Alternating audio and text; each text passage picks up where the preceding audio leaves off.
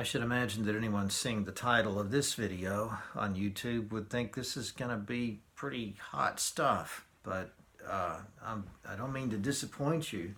You know that I'm not, if you've watched any of my videos, I'm not concerned about political correctness.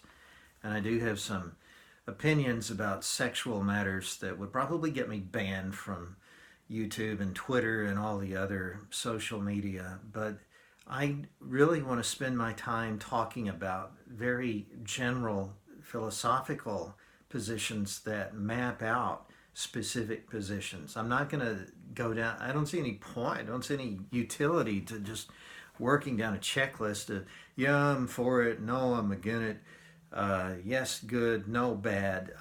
Who wants to see that? I'm not a celebrity. You don't care what I think about anything unless I have reasons that I can adduce to explain to you why these certain positions might be better than others. And I want to begin, in fact, in the very beginning of the historical record, what we know about all the wisdom traditions around the world, and I shouldn't say all, but everything that I know about suggests that there is an accepted understanding that virtue for the human being consists of being in control over bodily impulse. Any sort of spiritual position, tradition sees that you want to call it mind or spirit, is under an obligation to hold the reins of human conduct and keep the body in check. The ancient, as far as I know, whatever I know about Buddhism suggests that this is the Buddhist ideal. Certainly the Roman and Greek Stoics believed that and not to mention Plato and Aristotle, the whole Greek tradition, really, for the most part, except for the hedonists, believed that something spiritual in us, or perhaps it's defined more as rational, but something in us should hold the reins, should control our behavior so that we're not animals. We have that dual nature. Part of us is animal. But the other side, whether you want to call it rational or spiritual, is supposed to dominate the animal side. It doesn't always, but to the degree that it doesn't, the human being is viewed in these traditions as a failure. The Roman teacher Epictetus, who was actually a Greek, and he taught in Greek, and his sayings were written down in Greek. He was a Greek slave. He was brought up in slavery, but perhaps in slavery is where he developed this attitude that, well, you can make my body do certain things. You can beat me until I can't stand anymore, but you can't reach me on the inside, and this is really who I am on the inside. You can't get me there. I'm in control of my will.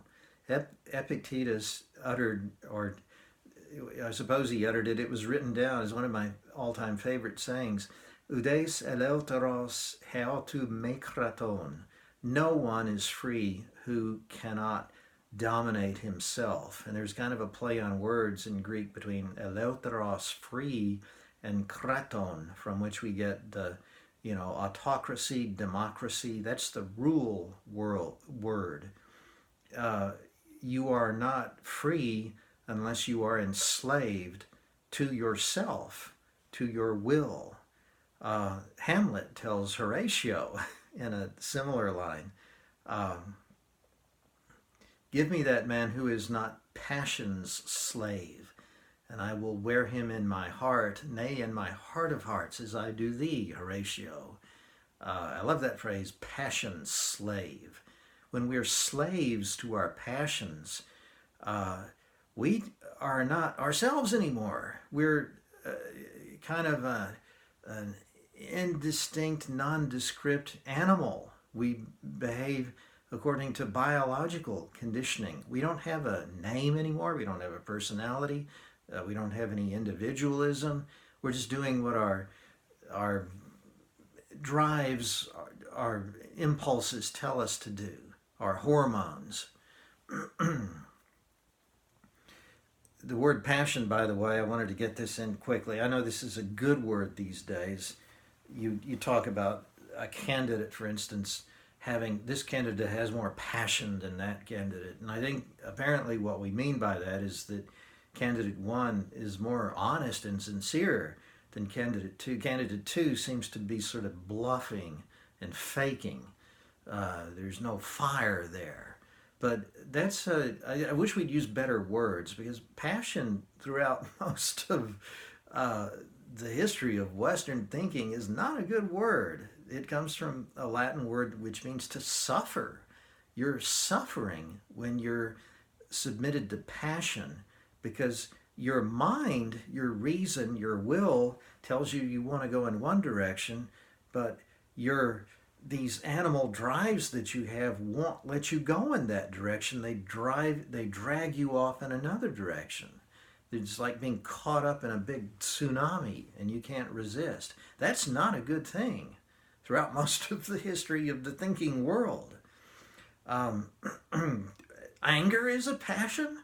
Do we, let's talk for a minute about this idea that your sexuality is your identity. How does that work with respect to the other passions? If you have a propensity to get angry and to throw chairs and to shout obscenities at people, does that define who you are?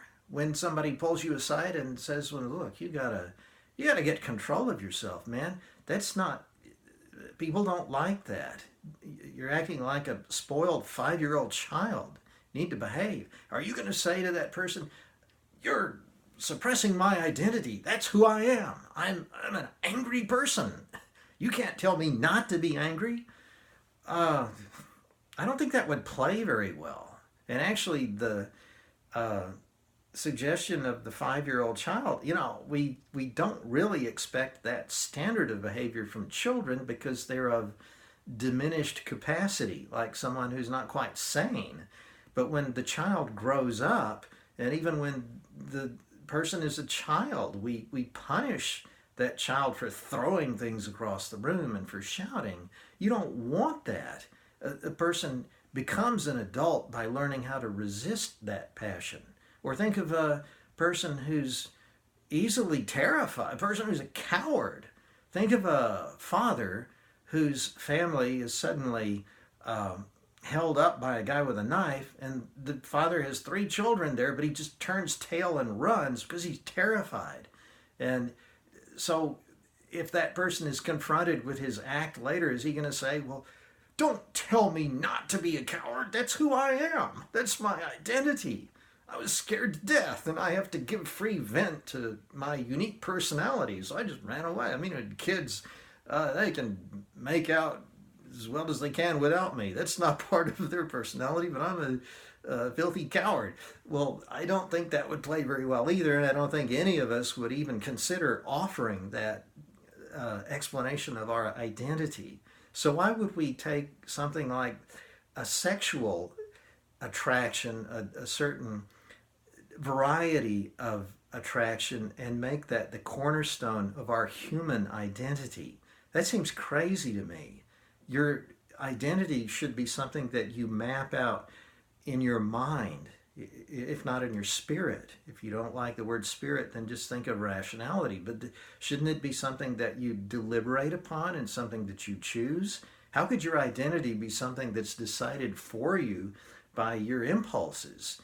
Then you wouldn't have any identity at all. You'd be a biological phenomenon that would grow, crack the egg and be an infant, and then grow up and feed on things a while, and then freeze to death and fall down in the winter, and the bacteria would eat it up, and it would end up being sucked up by the roots of the tree, and there you go. It's just a big natural cycle. Where was your individualism in all of that? Where is your personhood, your humanity in all of that? Is that what you want to surrender yourself to? Just the big cycle of nature? Shouldn't you as a person be defined by something higher than that? I want to just say that Well, a couple of more things here. People who have sexual impulses of a certain kind that are unconventional and perhaps condemned by certain traditions, they're not evil. People are, none of us, I think, is evil. I wouldn't use the word evil that way. To who gives way to passion. A coward is not evil. An angry person, an irascible person is not evil. Remember, we talked in a previous video about how evil is actually, we're getting back to the mind here. A truly evil person is one who's made a deliberate choice to induce chaos all around him. He hates order and he revels in disorder. He wants to throw everything into confusion. Now, that's evil. A person who cannot fight successfully against his or her passions is a person who is disappointing, weak. You know, we don't like, even in our sexually permissive culture, we don't like, for instance, the young man who promises girls anything to get them into bed and then moves on to the next one. And we certainly don't like a person, this would be worse, closer to evil perhaps because it's more deliberate, but a person who feeds women drinks and gets them in a state where they can't put up much of a fight and then takes advantage of them. We really, I think to this day, we don't really admire a woman who takes marriage vows and then sleeps with any guy that she finds attractive. That's kind of pitiful. That's a surrender to the animal side. I think why would you make a promise if you're not strong enough and you don't have enough willpower to keep the promise? That's kind of pathetic. But I don't think any of that fully satisfies the definition of evil. So people who struggle, and I think most of us struggle with something like a sexual impulse to varying degrees, we're kind of pitiful.